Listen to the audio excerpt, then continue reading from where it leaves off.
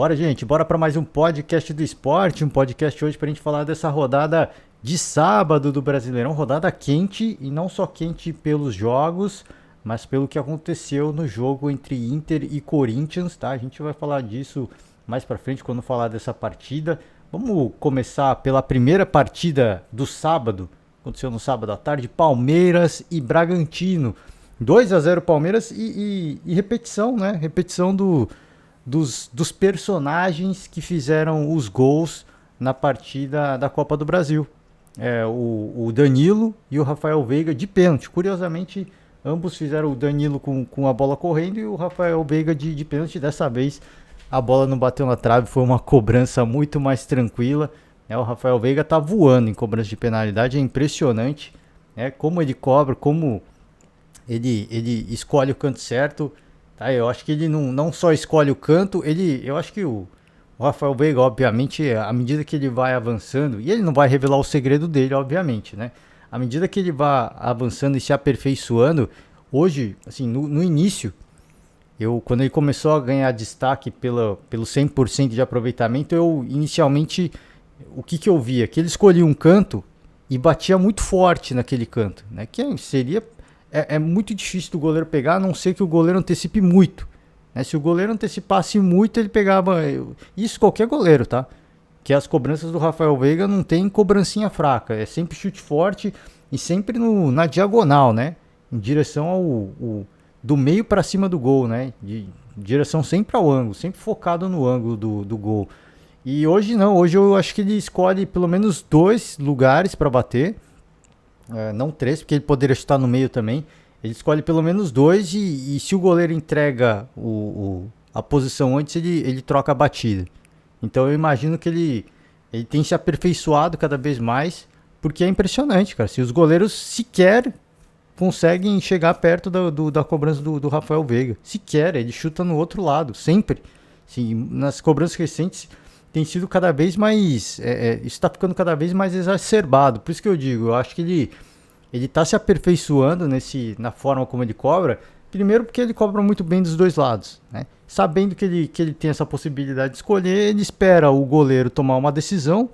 E se o goleiro esperar a batida dele para tentar defender, ele não vai conseguir pegar. Não vai dar tempo. Não há goleiro, não importa o reflexo, que vai conseguir.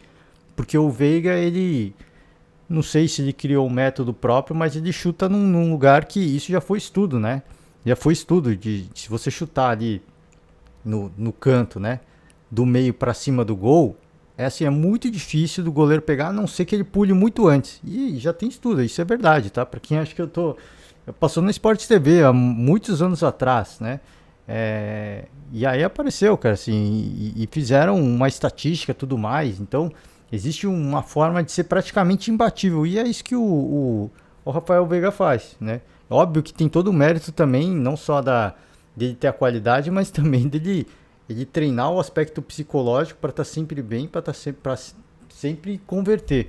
Então o Palmeiras, eu tinha comentado aqui, cara, é capaz do Palmeiras ganhar essa partida. Porque o Palmeiras, quando enfrenta adversários mais complicados, o Palmeiras tende, e com todo respeito a todos que já passaram... Todos que já enfrentaram o Palmeiras, tá? Mas quando eu digo assim, complicados, cara, um time com um pouco mais de destaque, um time com um pouco mais de qualidade. E, de novo, não é dizendo que o Goiás não tem qualidade, não é dizendo que o Fluminense não tem qualidade, de forma alguma. A gente sabe que o Bragantino hoje, né, o nível de futebol praticado pelo Bragantino é muito acima do que pratica, por exemplo, o Fluminense, do que pratica o próprio Goiás, né, que eu citei aqui. Então, e de novo, não é desmerecendo, né, é pelo tempo de trabalho. O nível de futebol, não estou dizendo que os jogadores são melhores, é pelo tempo de trabalho, né, que o time vem se consolidando, vem se afirmando. Hoje é um time que tem muito mais destaque que essas duas equipes, por exemplo. E até por ser uma equipe com um foco muito mais ofensivo, eu imaginei que o Palmeiras fosse vencer até com um placar mais elástico, né, mas isso não aconteceu. Fez o primeiro gol, o segundo foi sair mais também num momento mais avançado da partida, assim como foi a partida de Copa do Brasil, e o Palmeiras fez o seu papel mais uma vez, né? Primeira vitória jogando em casa, de fato em casa, o Palmeiras ganhou do Corinthians como mandante e perdeu do Ceará em casa e dessa vez jogando no Allianz Parque venceu, foi superior, né? Foi, acho que teve um merecimento, né? Jogou mais, soube aproveitar o fator casa. O Abel Ferreira falou depois em coletiva, né? E ele disse que ficou maluco, né? Com com a questão da arbitragem, né? Porque nesse jogo deram bastante acréscimo, contra o Fluminense não. Né? Teve bastante parada e o juiz não compensou isso no segundo critério do Abel Ferreira, que eu até concordo. Agora, assim, não adianta assim, o Abel Ferreira ficar procurando uma justificativa. Porque se o Palmeiras está vencendo o Fluminense por 1-0, ele vai querer que o juiz dê menos como é que é? Dê menos acréscimos, né? Se ele estivesse segurando 1-0 para cima do Fluminense, ele ia implorar pelos 5 minutos de acréscimo, ao invés de 9, 10 minutos, né? Aí como tá perdendo, ele quer mais. E é natural, essa reclamação eu acho legítimo. Só que assim, é o que eu falei, se tivesse ganhando, ele provavelmente não teria feito essa reclamação. Então, as reflexões, e por isso que eu sempre digo, eu gosto do Abel Ferreira, ele não é um cara, pra mim, tem gente que diz que ele se excede um pouco, assim, tudo que ele fala pra mim é verdade, tudo faz sentido, né? Agora, assim, eu acho que ele tem que parar de se apegar a esses fatores externos de um time que faz cera, que eu concordo, eu não gosto desse tipo de futebol, de um árbitro que deixa o adversário fazer cera. Também não concordo com ele. O árbitro não tem que deixar o jogo seguir, tem que fazer a bola correr. É futebol, né? De um árbitro que não compensa as paradas, né? Quando o time faz cera, eventualmente, não compensa isso nos acréscimos. Também concordo com tudo. Agora, o que ele tem que... Por que ele não reclama quando ele tá ganhando, né? O que ele tem que explicar é por que o time dele toma tanto gol. Por isso que eu sempre digo, ele tem que primeiro corrigir um problema dele, do time dele, no caso, né? Não dele, né? Tem que primeiro corrigir um problema do Palmeiras, do sistema defensivo do Palmeiras, e aí uma vez ajustado, se o Palmeiras mesmo assim for prejudicado, aí sim eu acho que cabe a reclamação. Nesse momento cabe, mas não é o principal motivo do Palmeiras estar perdendo, empatando principalmente, né? Não é o principal motivo, de longe, assim, o Palmeiras está empatando pela sua própria ineficiência e pela zaga vazada, que os adversários estão deitando e rolando no contra-ataque. Então por isso que eu digo, a primeira arruma um problema crônico, né? Porque já faz várias partidas. Depois, arrumado este problema, se os resultados continuarem sendo prejudicados, e aí por fatores externos, aí tudo bem, eu acho que aí cabe a reclamação. Mas fora isso, cara, acho que ele tem mais que se preocupar com o Palmeiras, né? Que como ele sempre diz, a rotina de jogos ela é brutal. E ele não sabe o que vai acontecer, mas ele vai continuar colocando os jogadores para jogar, para competir. Perguntaram de novo, né? Sobre Veiga e seleção. E ele falou: não sou treinador da seleção brasileira. Ele gosta muito do Veiga. Ele falou: continua trabalhando, né? Continua trabalhando, que faz a sua parte, que a sua hora chega. Né? A sua hora chega. A gente, assim, isso foi falado em vários programas esportivos e eu, inclusive, falei aqui no podcast há muitos ciclos atrás, né?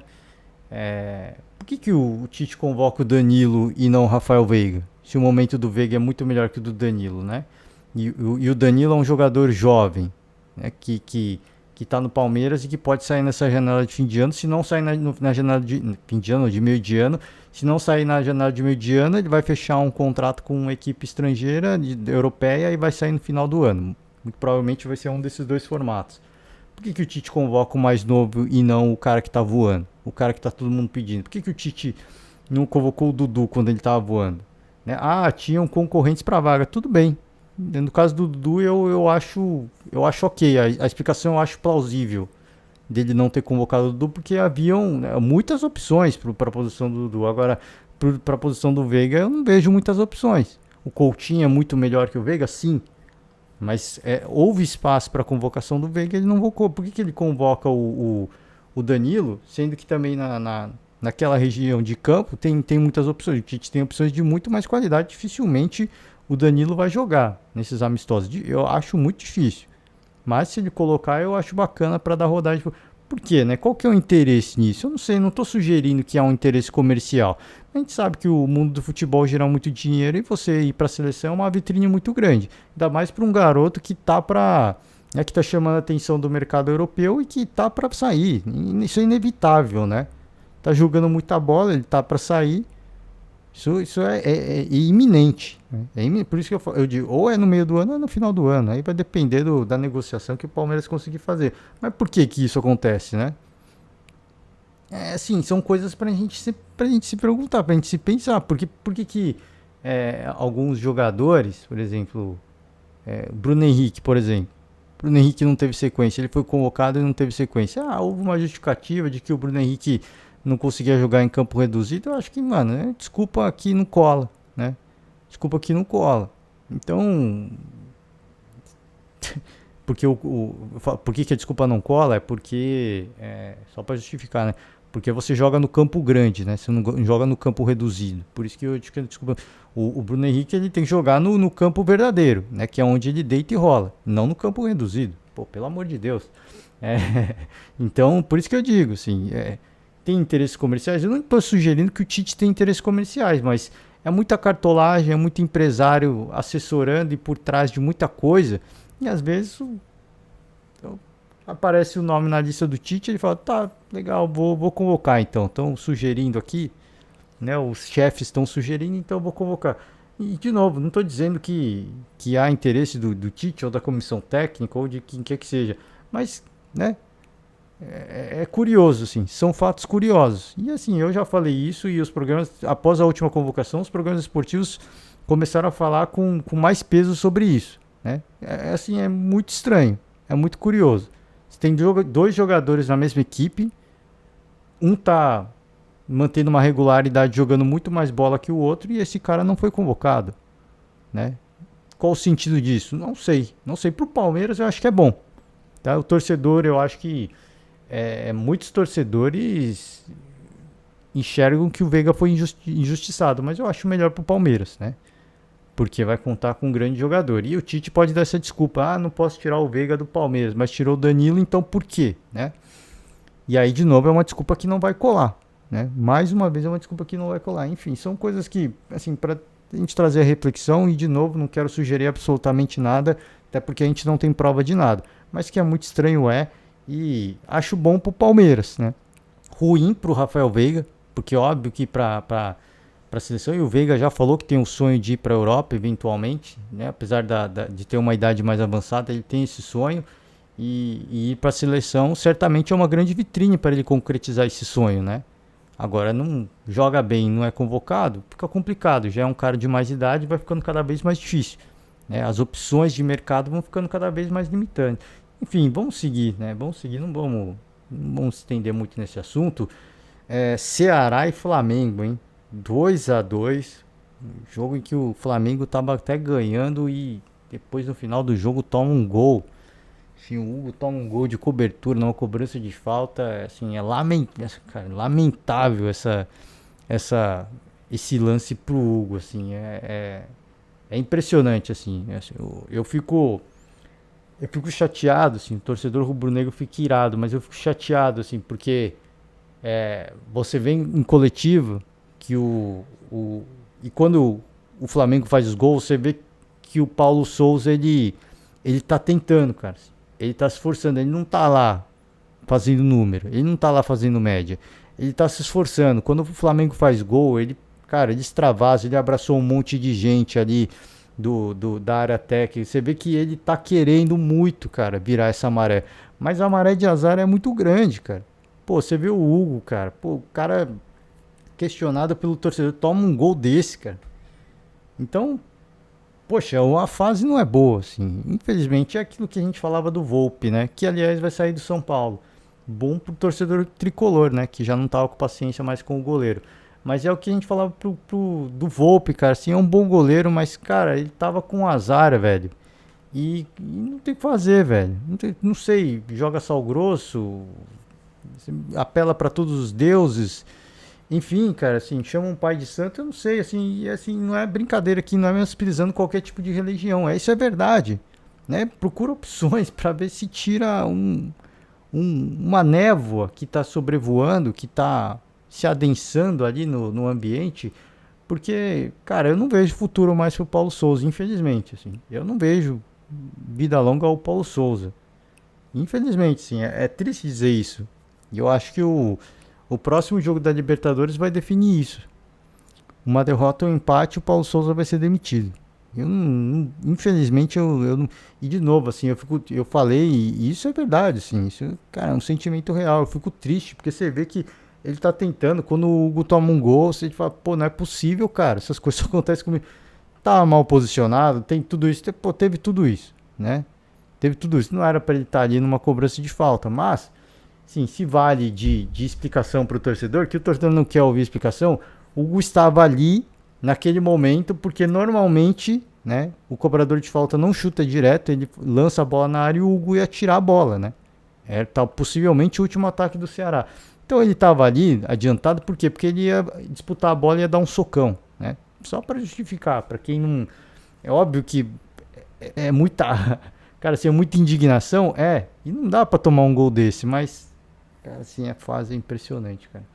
É impressionante, eu lamento muito, porque, assim, eu torci muito pelo Paulo Souza, ele veio com boas ideias nos discursos dele, né, aquela questão do telão, ele veio com algumas regras de vestiário, né, o treinamento, pelo que se dizia, era bastante intenso, né? O pessoal saía com o músculo.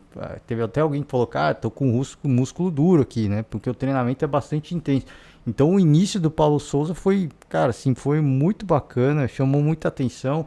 E eu torci muito, cara. Eu torci muito, assim. Mas o Flamengo não tem regularidade. Fato é que o Flamengo não, você não vê uma evolução. Quando você acha que vai evoluir, o time volta a atuar mal. E tem problemas de jogadores do departamento médico, inclusive o Rodrigo Caio entrou nesse jogo e sentiu uma lesão no tornozelo, não no joelho, né? Felizmente foi em outra região, no tornozelo. O Paulo Souza falou em coletiva, né? Ele tomou uma pancada, então ele sentiu, acabou saindo. E assim, eu achei legal. Muita gente questiona por que o Paulo Souza pôs o Rodrigo Caio. Porque era uma partida que o Flamengo estava ganhando, né? Ele imaginou que ia ganhar ó, também. E assim, precisa dar precisa colocar o jogador em campo, né? O cara que tá voltando de lesão, precisa ter uma sequência de jogos para voltar na sua forma física. Mas foi uma escolha assim, e aí de novo, né, cara? Poderia ter colocado o Rodrigo Caio ter jogado bem, o Flamengo ter ganho, e aí ele ser um gênio, né? Aí põe o Rodrigo Caio, o cara sente o tornozelo, tem que sair, toma um empate no final e aí o cara vira o carrasco, né? Ele vira o cara que não sabe de nada.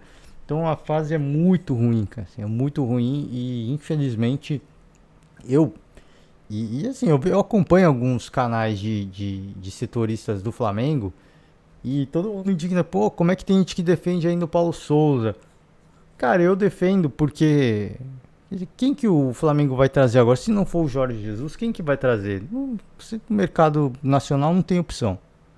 Né? No internacional, quem que está disponível, né? Quem que o Flamengo conseguiria trazer assim muito rápido? Só o Jorge Jesus, talvez. Né? E o torcedor está cegamente acreditando que demitir o Paulo Souza, o Jorge Jesus vai vir. Ele declarou que quer treinar o Flamengo. Eu acho que ele quer mesmo, mas que ponto que tá essa negociação com o Fenerbahçe, né? Eu não sei também, ninguém sabe. Antes até mesmo dele vir pro Brasil, que ponto que tá essa negociação? Porque o que o Fenerbahçe pode pagar para ele é muito mais alto. Isso. E um cara que não abriu mão do salário que ele estava recebendo do Benfica para não trabalhar, você vê que é um cara que tá interessado numa grana, né? Desculpa, eu não tô chamando de ninguém de mercenário. Se sou eu faria a mesma coisa. Eu não tô criticando aqui o Jorge Jesus, pelo amor de Deus, e o caráter nele, de forma alguma. Se sou eu também, ó, você tem que ficar aí. A gente vai rescindir o contrato, mas você tem que ficar aí até maio, junho sem trabalhar. Opa, tamo junto. Tamo junto. Se precisar, é só falar, cara. Precisa que eu dê entrevista aqui, ali, eu vou, faço questão, né? Então, então não sei, cara, assim, é muito. Assim, é muito obscuro, assim, é muito nebuloso. Se você achar que só mandar o Paulo Souza vai ser a solução e não defendo eu não defendo com unhas e dentes o Paulo Souza. Eu falo aqui, eu não vejo evolução no trabalho dele.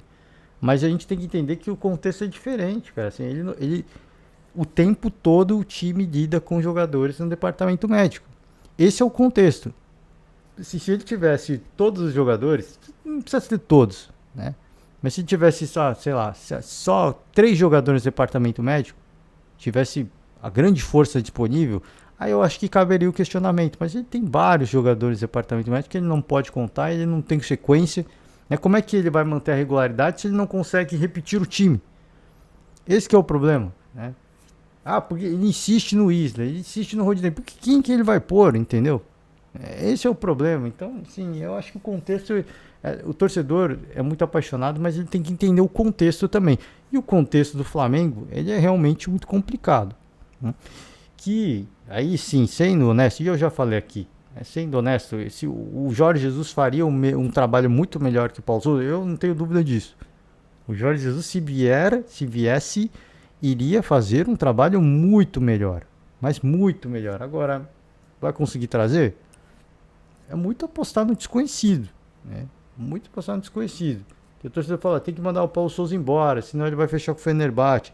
Cara, assim, é muito achar que mandar o Paulo Souza agora, ele vai vir e vai dar tudo certo, né? Às vezes, eu que falei, às vezes ele já acertou. Às vezes ele, em mais um ato para prejudicar a imagem, isso aqui não tô dizendo que é a realidade, assim, é só uma divagação. Mais um ato para queimar a imagem dos dirigentes rubro-negros, ele pode simplesmente esperar o Paulo Souza ser mandado embora e falar: tô fechado com o Fenerbahçe, vocês não fizeram aquela hora, vocês não quiseram aquela hora, acabei fechando. E aí o torcedor vai ficar mais irado, né? Pode ser isso. Também. É uma opção, assim, a gente não sabe, né? A gente sabe que o relacionamento dos dirigentes rubro-negros com o Jorge Jesus está estremecido. Até pelo que ele falou nas entrevistas recentes, né? A oficial pro Bem Amigos e a não oficial pro Ricardo Maurício Prado. Então, a gente sabe que o relacionamento está estremecido. E, de novo, não estou dizendo que é a verdade, até porque ninguém falou isso. Assim, é só imaginando, né? Só divagando. Mas, enfim, 2-2.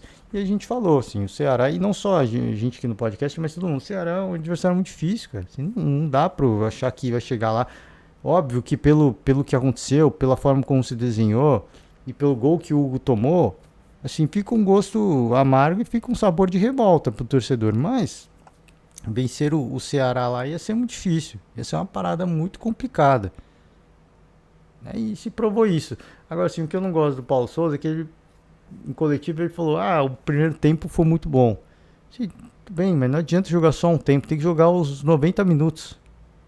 Ele está se prendendo nos números bons, isso é uma armadilha. Ele tem que fazer que nem o Rogério Ceni. O torcedor não quer ouvir os números, o que aconteceu de bom. Porque o Flamengo não ganhou, ele não quer ouvir, o primeiro tempo foi bom. Pouco importa se o primeiro tempo foi bom. O time empatou. Né? Não me interessa se o primeiro tempo foi legal. Isso aí, esse é um problema, assim. Eu queria que ele entrasse no modo sincerão. Falou, cara, o time não jogou mesmo, né? Infelizmente, a gente planejou Às vezes ele faz isso, né? A gente planejou, não aconteceu, mas, pô, fica se atento às coisas. O torcedor não quer ouvir isso. O torcedor quer ver vitória e bom futebol. Isso não tá acontecendo. Não adianta falar, o primeiro tempo foi muito bom, mas tá, ganhou o jogo? Não. Pô, aí é complicado, aí o torcedor fica irado, né? O torcedor fica maluco. Enfim, vamos seguir. Atlético Mineiro e Atlético Goianiense. O Atlético Mineiro venceu por 2-0. Um grande resultado, né? Bom resultado pro Atlético Mineiro e pro Turco Mohamed, tá? Que vinha assim.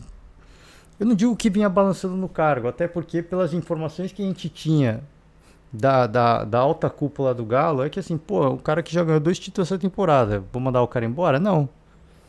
Os resultados recentes não agradavam, eram muitos empates, né? O mais recente aí, até um empate com o Bragantino, com um lance polêmico e tudo mais. E agora se reabilita. Né? Vence um adversário que tecnicamente é inferior, e com todo respeito, a gente não adianta a gente ficar aqui querendo fazer boa praça. O Galo é muito superior tecnicamente ao Atlético Goianiense. Né? E com todo respeito do mundo. Mas né? É um time com mais orçamento, o elenco mais estrelado, jogadores individualmente com mais qualidade, fez valer o seu favoritismo, a sua qualidade, venceu acho que foi uma boa vitória, né, com direito ao gol do Hulk.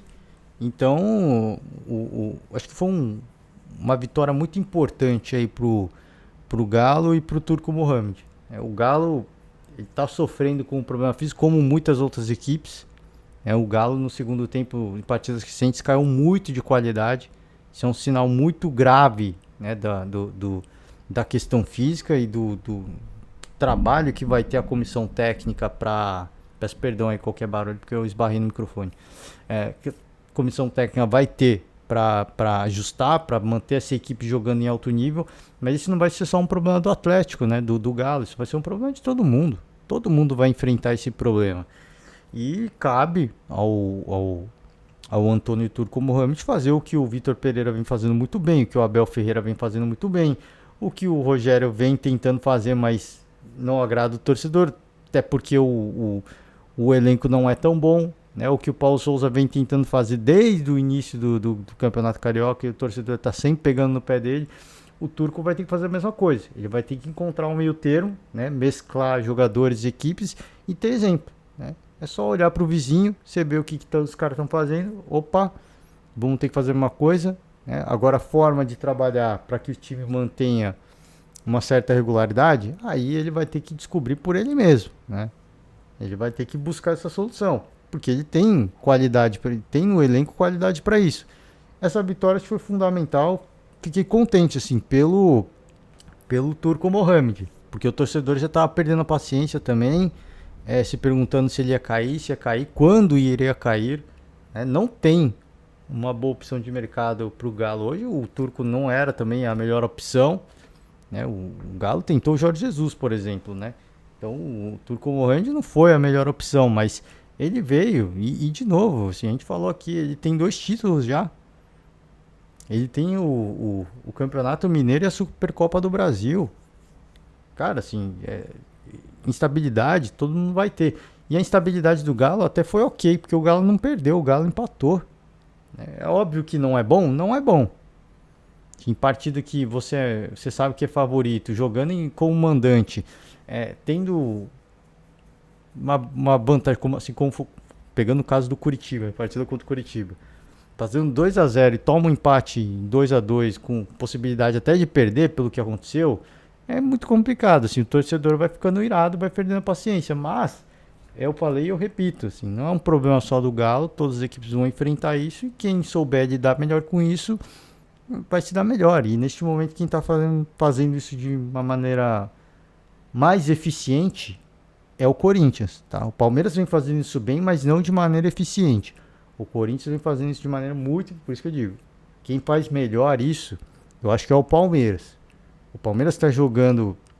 E aí, de novo, gosto não se discute, mas eu acho que o Palmeiras está jogando mais, né? Mas não está sendo efetivo. Não está tendo qualidade, né? Efetividade. Qualidade está tendo, não está tendo efetividade. O Corinthians está fazendo isso de forma mais efetiva. E por isso é o líder do Campeonato Brasileiro. Então, eu acho que o torcedor dá tempo, né? Todo mundo vai passar por isso e o Mohamed ele vai encontrar ele vai ter o trabalho de encontrar uma forma de jogar com outras opções táticas, com variação de elenco, né? Se não conseguir, aí sim, né? Mas é um trabalho que todo mundo vai ter que fazer, está fazendo também e vai encontrar uma certa dificuldade, isso é natural, né? Natural. Agora acho que todo mundo vai passar por um período de instabilidade, que seja esse o período do Galo. No começo do ano, onde as coisas estão mais tranquilas, a Libertadores está ok, Copa do Brasil está ok, Campeonato Brasileiro também está ok, porque está no topo da tabela. Então que seja agora a hora de fazer experimento, de rodar elenco, né, de dar confiança para mais gente, que seja esse o momento, né? E torço para que o trabalho continue, para que o trabalho dê resultados, assim espero eu, né? Eu não torço contra ninguém. Deixa eu falar de Fluminense, vou finalizar falando de Corinthians. Fluminense e Atlético Paranaense 2-1, gols do Cano, hein? Gols do Cano. O Cano voltou a uma fase goleadora agora, hein? Impressionante, cara. Ele fez 2 belos gols nessa partida. E embate de Fluminense Fernando Diniz com o Atlético Paranaense do Felipão, né? Dois treinadores recentes aí nos seus clubes, e o Fluminense fez prevalecer o seu mando de campo, né? Um certo favoritismo, na minha opinião também, até porque o elenco, pelos reforços que vieram, o Fernando Diniz está um pouquinho mais de tempo que o Felipão, conseguiu um grande empate contra o Palmeiras, né? Fora de casa. Então acho que em virtude desses vários fatores, jogando no Rio, o Fluminense para mim era mais favorito. Mas não dá nunca para desprezar o Atlético Paranaense e um trabalho recente do Felipão. Acho que assim, foi duas equipes que têm novos comandantes, mediram forças e saiu aquela que eu acho que em virtude de tudo isso que eu falei, jogar em casa, o Fernando Diniz tem um pouco mais de tempo, tá com uma confiança boa por ter empatado com o Palmeiras, podendo até, sem nenhum exagero, ter vencido o jogo. Então, acho que venceu a equipe que tá até no melhor momento, se é que a gente pode dizer assim. E se fosse... Acho que o Fluminense até mereceu, porque o Cano, pelo amor de Deus, cara, os gols que ele fez, pra quem não viu, procure aí. 2 belos gols, tá? Grande resultado, tá? Tricolor carioca. E vou falar da tabela depois. Eu vou terminar falando de Internacional e Corinthians, depois eu falo da tabela, tá? 2-2 Internacional e Corinthians. O Inter sai na frente, o Corinthians busca o empate, o Inter abre de novo e o Vitor Pereira, ele vai lá, coloca o Jô, e o Jô faz uma grande partida, consegue o gol do empate, teve chance até de virar a partida, e foi um bom jogo, assim, foi um bom jogo. Internacional, acho que para o torcedor colorado fica uma sensação de decepção, porque abre o placar, depois toma empate, depois amplia o marcador de novo, mas o Corinthians voltou diferente no segundo tempo. Assim, é interessante como o Vitor Pereira coloca o Jô e mexe no time, cara. Assim, é impressionante. O Corinthians voltou muito melhor no segundo tempo e poderia ter saído vencedor dessa partida, tá? Poderia ter saído vencedor dessa partida. Acho que até o... Não é exagero também dizer que o Inter poderia ter saído vencedor, tá? Não é exagero. O gol do Corinthians, o primeiro gol do Corinthians, eu acho que o Daniel, o goleiro do Internacional, deu uma ajuda ali, né? Não segurou a bola ficou quicando e os caras fizeram o gol. O Internacional poderia ter saído vencedor também. Mas pelo que foi o segundo tempo, pela forma como o Vitor Pereira mexeu no time, pela forma como inflamou, incendiou a partida, o Corinthians acho que até merecia um pouco mais, tá? Pelo que foi aí mais o segundo tempo, final do jogo. E essa partida foi marcada por uma polêmica, né? Uma polêmica entre o Rafael Ramos, português, né, o lateral, e o Edenilson, tá? Uma disputa de bola ali, o Edenilson diz que o Rafael Ramos chamou ele de macaco, né? E aí ele falou com o árbitro e outros jogadores do Corinthians foram conversar com ele. E até durante o jogo, eu ouvi depois, né, os comentaristas da Jovem Pan falando, assim, foi muito estranho, porque assim, os caras do Corinthians, ao invés de falar com o Rafael Ramos, tentar blindar, afastar, eles foram falar com o Edenilson. E muitos fizeram uma cara muito estranha, assim, quando conversaram com o Edenilson, como se realmente houvesse, né, como se o Rafael Ramos de fato tivesse cometido esse ato, essa injúria racial. Agora, assim, a gente não sabe, obviamente, o que de fato aconteceu. Tem uma câmera que, eu não sou especialista em leitura labial, mas parece que ele diz algo parecido com um macaco, tá? Parece, tá? Parece, não tô falando que foi ou não foi, parece que sim. Se olhar ali, uma disputa de bola entre os dois, se olhar, pegar e ver várias vezes, parece que ele fala. De novo, eu não sou especialista em leitura labial. O Rafael Ramos disse que não falou isso, ele foi até o vestiário, conversaram, e o Edenilson mesmo assim seguiu com a denúncia, né? Ele foi preso, o Corinthians pagou uma fiança e ele está solto. Agora vão entrar as investigações e tudo mais. O Rafael Ramos falou que pediu desculpas, disse que não falou isso, não chamou o Edenilson de macaco e disse que foi mal interpretado. O Edenilson não entendeu o que ele quis dizer, né? E aí o Edenilson se manifestou depois em redes sociais falando que ele sabe o que ele ouviu, né? Eu sei o que eu ouvi, pediu até desculpas assim, porque é a primeira vez que aconteceu isso com ele disse, nesse post na rede social e ele não sabia muito bem como reagir. E ele pediu até desculpa pela forma como ele reagiu, assim, porque como isso não aconteceu, eu não sabia o que eu deveria fazer, né? E eu acho que ele fez o certo. Se ele tem convicção do que ele ouviu, se foi chamado de macaco de fato, isso não estou sugerindo nada, não estou afirmando que o Rafael Ramos falou alguma coisa. Mas se ele ouviu isso, ele tem que seguir com a denúncia, ué. E aí o Rafael Ramos tem que provar que não falou. O problema é que assim, tem esse vídeo que eu falei e parece que ele falou macaco, né? E de novo, não acho que, sim, é uma leitura, não sou especialista em leitura labial para falar com propriedade sobre o assunto, né? Agora, o, o que é estranho, assim, é que o Rafael Ramos disse que falou, e aí eu vou falar um palavrão aqui, peço perdão, esse é entre aspas, tá? O Rafael Ramos disse que falou foda-se caralho, né? E o Edenilson entendeu macaco. Existe uma diferença e independentemente do português que o Vitor Pereira falou assim: "Ah, a gente fala coisas português de Portugal que vocês não entendem". E às vezes eu tô numa rodinha de brasileiro, os caras estão falando em português Brasil, eu não entendo. Só que assim, independentemente da distância do sotaque, né? O idioma é o mesmo, independentemente da distância do sotaque. Existe uma diferença muito grande entre macaco e foda-se caralho. Assim, foda-se é uma palavra muito mais longa, né? E, de novo, peço perdão pelos palavrões, mas é aspas aqui do que disse o Rafael Ramos disse que falou. O que eu falei, assim, é complicado, porque, assim, independentemente do sotaque, é uma diferença muito significativa, tá? Muito significativa.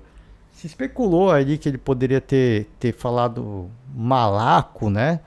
Mas não foi isso. Se ele tivesse falado malaco, foi, pô, aí realmente são palavras muito semelhantes e dá pra, assim, dá pra ter tido uma interpretação errada. Agora, assim, de novo, não tô dizendo que o Rafael Ramos falou e nem dizendo que o Denilson tá certo, que um tá certo, que o outro tá errado. Eu só tô falando que, assim, existe uma diferença muito grande entre as palavras, entre uma palavra e essa frase aí que o Rafael Ramos disse ter falado. Agora acho que cabe a investigação, né? Investigação. Não tem muito o que fazer. Eu acho que o Vitor Pereira fugiu aí de se manifestar a favor de um de outro, defendeu o Rafael Ramos, disse que conhece, disse que o conhece, disse que não falaria, não cometeria essa injúria racial, também não tirou a razão do Edenilson, né? Falou assim, eu imagino que seja um cara sério, né? Não estou questionando o que ele ouviu, mas ele pode ter interpretado errado, né? É isso que sugeriu o Vitor Pereira. Ficou até bravo depois, eu acho que o Vessone foi perguntar depois sobre o assunto, ele ficou bravo, mano. Pô, já falei sobre o assunto, não vou falar sobre isso e o Vessone acabou até, eu acho que foi o Vessone, ele acabou perdendo até a pergunta, né? Acho que foi até um pouco deselegante o Vitor Pereira, porque é um assunto muito sério. O Corinthians sofreu com atos racistas no jogo contra o Boca, né? Aquele cidadão que foi preso no jogo contra o Boca lá na Neoquímica Arena. E é um assunto que ele tem que falar. Não adianta ele se omitir disso, né? Porque parece que ele está se omitindo. Passou um panão pro Rafael Ramos aqui, assim, eu acho legal dele não ter se posicionado a favor de um ou de outro, ele ficou no meio termo. Agora sim, ele fugir da pergunta do Vessone, assim, eu acho que até um pouco de covardia da parte do Vitor Pereira, porque ele tem que falar sobre o assunto, isso é um assunto muito sério, né? E os Corinthians passou por isso, os clubes brasileiros estão passando por isso na Libertadores, isso é um assunto muito sério. E na minha opinião, desculpa aqui se alguém se ofendeu, o Vitor Pereira ele se omitiu, né? Tá se omitindo e ele tem que falar sobre. Não quero prejudicar o meu jogador, assim, uma coisa é ele falar isso, ó, isso aí, ó, a polícia vai investigar, eu não quero falar mais nada porque eu posso comprometer ou o Edenilson ou o Rafael Ramos e eu posso ser mal interpretado, isso é uma coisa. Aí deu um pitizão falando que já falou sobre isso, não vai falar sobre isso, quer falar sobre o jogo, tá se omitindo. Isso é um assunto muito sério. E de novo, assim, ele não tomou partido durante o discurso dele inteiro, né? Óbvio que ele se posicionou um pouco mais a favor do Rafael Ramos, porque ele disse que o conhece, sabe que não faria isso, mas também defendeu o lado do Edenilson, né? Falou assim, eu acredito que seja um cara muito sério, né? Não tem motivo para fazer esse tipo de acusação, né? Mas pode ser interpretado mal, uma fala, enfim. Só que eu acho que ele tinha que ter falado depois, né? E até em respeito ao Vessone, que é um cara de mídia corintiana. Acho que se omitiu, acho que foi mal neste momento, tá? Porque é um assunto sério. E vou repetir, o Corinthians passou por isso na Libertadores, o Palmeiras, o Flamengo, tá todo mundo passando por isso. Ele tem que se manifestar, né?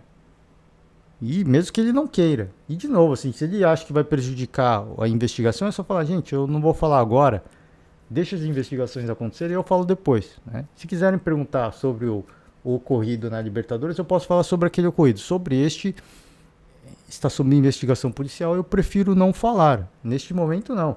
É outra história, né? Agora dá um pitizão, foge do assunto, né? A gente começa a se perguntar, né? Infelizmente, sim, isso gera questionamento. Por que ele está se manifestando com tanta... de forma tão enérgica para não falar sobre o assunto tão sério, né? E, de novo, não quero sugerir absolutamente nada. Não estou aqui sugerindo absolutamente nada. Mas é um assunto muito sério e ele, como o comandante do Corinthians, ele tem que falar. Ele representa um elenco, né? Tem que falar. Acho que nesse momento ele foi mal. Mas começou muito bem, foi muito mal. E eu repito, eu não quero aqui que ninguém me interprete mal. Eu não estou sugerindo absolutamente nada. O que eu estou dizendo é que a atitude dele pode levar a outras pessoas a terem outros entendimentos, né, do porquê que ele está se omitindo de falar sobre o assunto. Eu não acho que eu sugeri absolutamente nada que ele é racista, que ele não é. Eu não acho, também acho que não é. E eu acho que ele tem que defender o seu jogador até onde as investigações confirmaram. Tudo bem, aí conheço o cara, sei que não é uma pessoa, mas cometeu um deslize e aqui a gente não tá para defender quem comete deslize, né? Aí é outra história. E de novo, não quero sugerir de nada, absolutamente nada. Eu estou dizendo que a atitude dele, até de forma enérgica como ele se manifestou, pode levar a outras pessoas a interpretarem isso de formas erradas. Esse que é o problema. Então, neste momento eu achei que foi mal e acho legal dele querer se ater ao jogo, porque foi um bom jogo, né? Só que agora todo mundo só fala desse caso. E aqui eu já estou há maior tempo falando desse caso e falei mais disso do que do jogo em si. O jogo foi um bom jogo. Eu acho justo ele querer falar sobre o jogo. Mas ele poderia ter sido muito mais elegante com um assunto tão delicado. Ele poderia ter sido um pouco mais elegante, né? E, enfim, espero que chame a atenção dele disso, porque pode pegar mal, sim. Para algumas pessoas podem gerar interpretações errôneas, né? Enfim, é vida que segue, né? Vida que segue, a gente vai ver como é que os desdobramentos disso, porque até o Rafael Ramos ir pro vestiário, conversou com o Edenilson, parecia que não ia prosseguir, né? Pô, conversaram lá, se entenderam, o Edenilson viu que realmente entendeu errado, mas o Rafael Ramos deve ter falado para ele o que ele disse e o Edenilson deve ter tido a mesma conclusão que todo mundo. Cara, não tem nada a ver. Sim, ele falou agora, com o mesmo sotaque que eu ouvi no campo. Não tem nada a ver, o que eu ouvi lá é diferente. O cara repetiu aqui na minha frente o que ele falou, com o mesmo sotaque. Eu ouvi lá com o mesmo sotaque. Ele falou duas coisas diferentes. Eu não tô louco, né? Então talvez tenha sido isso que ele falou. Assim, você falou isso mesmo? Falei. Tá, não foi isso que eu ouvi. Eu não tô ficando louco, eu não sou maluco. O sotaque é o mesmo. Não é uma pessoa, não é alguém... não é ele falando macaco, pegar alguém falando macaco e sotaque português de Portugal, aí pega um brasileiro e fala, fala aí, foda-se caralho. Aí são duas coisas, são duas falas distintas com dois sotaques diferentes, aí tudo bem. Mas não, foi o mesmo cara, com a mesma voz, o cara repetiu, falou o que ele disse que falou, e o Edenilson falou, não foi isso que eu ouvi, eu ouvi outra coisa, né? Eu ouvi outra coisa, não tô ficando maluco. Então, e de novo, não é sugerindo absolutamente nada, mas é que eu falei, às vezes esse fato do Rafael Ramos ter ido lá e ter tido essa cordialidade, que eu achei bacana, né, da parte dele, de ter ido lá, pedir desculpas, falar, ó, você foi mal entendido, você não me entendeu bem, eu falei isso, e aí o Edenilson falou, tudo bem, legal você ter vindo aqui, mas agora que você repite, você disse o que você supostamente disse, eu tenho mais convicção ainda, porque não foi isso que eu ouvi, né? Às vezes pode ter sido pior até, porque aí o Edenilson ouviu pela palavra do autor, com o mesmo sotaque, outra frase, e ele chegou à conclusão de que de fato não havia nada a ver. Né? Assim, o que você está dizendo agora não tem nada a ver com o que eu ouvi lá. O que eu ouvi lá, agora eu tenho mais convicção ainda. Né? Se antes eu tinha dúvida, agora eu tenho mais certeza. Então, cara, cabe as investigações, as imagens são, não são conclusivas, mas são sugestivas, e acho que cabe a investigação e aí ambos os clubes ou representantes legais que tomem as devidas atitudes. Mas eu acho que não é hora de julgar um ou outro, falar, eu vi torcedor do Corinthians durante a coletiva do Vitor Pereira falando, falsa acusação. Aí você vê outros falando, já acusando o Rafael Ramos de racista. Calma, né? Deixa as investigações seguirem. Eu não acho que é uma acusação leviana. É sempre uma acusação séria e tem que ser levada a sério. Agora, tem que cabe as autoridades investigarem e até lá o torcedor se mantenha calmo e quando sair a conclusão do inquérito, falar, ó, de fato falou ou não falou, e aí a vida que segue, né? Segue o jogo. Então, é isso, gente. Fechar por hoje, acabei me estendendo, era para gravar um podcast mais curto. Eu gravei hoje justamente porque eu sabia que ia ser um podcast mais longo por causa deste assunto, né? Bastante delicado e a gente espera que tenha um desfecho, independente do que seja, a gente espera que tenha um desfecho, né? Que não fique aí ao vento, tá? E com isso, falar a situação de momento da tabela. Tá? O Corinthians é o líder, 13 pontos com esse empate, que o Vitor Pereira falou que foi um ruim, hein? Disse que o Corinthians perdeu 2 pontos nesse jogo, né? Tanto que a equipe está confiante no trabalho, tanto que a equipe está lutando. E eu acho que não menosprezou o Internacional. Algumas pessoas podem ter, cara, que soberbo, né? Menosprezando o Inter.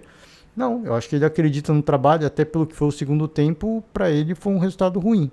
Né? E eu concordo com ele nesse sentido, né? Não vejo polêmica nisso não. Corinthians é o líder de momento, o Santos pode passar, o Santos joga no domingo, né? Então o Santos pode passar o Corinthians se vencer, tá? Porque em qualquer outro critério de desempate o Santos tá melhor, então se uma vitória de 1-0 já passa o Corinthians. O Atlético é o vice-líder de momento, tá? Mas o Atlético tem um jogo a mais, é importante a gente ressaltar isso, aquele jogo contra o Bragantino no meio de semana é um jogo antecipado, então tem um jogo a mais, é o vice-líder, mas provavelmente vai ser ultrapassado. O Avaí também pode empatar em pontuação, hein? Quem diria? O Avaí também pode chegar aos mesmos 13 pontos do Corinthians, assim como o Santos, só que o Avaí não passa o Corinthians nos critérios de empate, a menos que goleie o Juventude, que é muito improvável, tá? E aí, América Mineiro, Palmeiras, sexto colocado agora. Você vê como uma vitória já muda totalmente o panorama, né? O Palmeiras era o 13º, uma vitória pulou para sexto, né? Mais de 6 posições na tabela, né? Você vê como são as coisas. É óbvio que adversários vão jogar e o Palmeiras provavelmente vai ser ultrapassado. Mas já deu um salto importante, de 13º para sexto, podendo terminar aí, não sei, nono colocado, talvez, é um bom resultado. Né? Nono, décimo, não sei, é um bom resultado. Foi um avanço na tabela. 2 vitórias se conseguir, por isso que eu digo, assim, pro Fortaleza, pro Ceará, 2 vitórias seguidas já muda totalmente o panorama, o cenário da equipe no Campeonato Brasileiro. E esse tem que ser o foco dessas equipes, né? No caso do Palmeiras, o Flamengo, se quiser sonhar aí, acho que ainda dá tempo pro Flamengo sonhar brigar pelo título. Acho que ainda dá tempo, mas a reação tem que ser imediata. Precisa de 2 vitórias agora. Para mexer com a moral do elenco e tudo mais, eu acho que tem que ser agora. Senão tá deixando escapar. Tá deixando escapar. Chegar um momento que não vai ter mais condições de sonhar com o título. Libertadores, sim. Acho que até o primeiro turno acabar, sonhar com o Libertadores não é nenhum absurdo. Pode terminar o primeiro turno na zona do rebaixamento. Dá para sonhar com o Libertadores ainda, com o segundo turno inteiro pela frente. Agora, título já vai ficando pelo caminho. Cada rodada que passa, o título vai ficando mais distante. Então, a reação precisa acontecer. E deixa eu terminar aqui, né? Bragantino, que perdeu do Palmeiras, é o sétimo colocado, ambos com 9 pontos. Internacional empatou com o Corinthians, também com 9 pontos. É o oitavo colocado de momento. São Paulo vai jogar, é o nono. Botafogo também vai jogar contra o Fortaleza. O oitavo, Fluminense, que venceu o Atlético Paranaense, é o 11º. 11º, 8 pontos. Curitiba, Cuiabá, Atlético Paranaense, o Flamengo, ambos com 6 pontos. Goiás, e aí abrindo o Z4, Ceará, Juventude, Atlético Goianiense e Fortaleza. O Ceará, inclusive, pode cair ainda mais, né? Porque já jogou e o Atlético Goianiense também jogou, mas o Juventude pode passar, né? Dependendo do que acontecer no jogo contra o Avaí, pode passar, tá? Então, acompanhar a rodada de domingo e segunda-feira a gente está de volta com mais podcast. É isso, gente, já delonguei demais. Fechar por hoje. Valeu todo mundo, ótimo domingo a todos, um forte abraço, ótimo jogo para todo mundo e até segunda-feira. Tchau.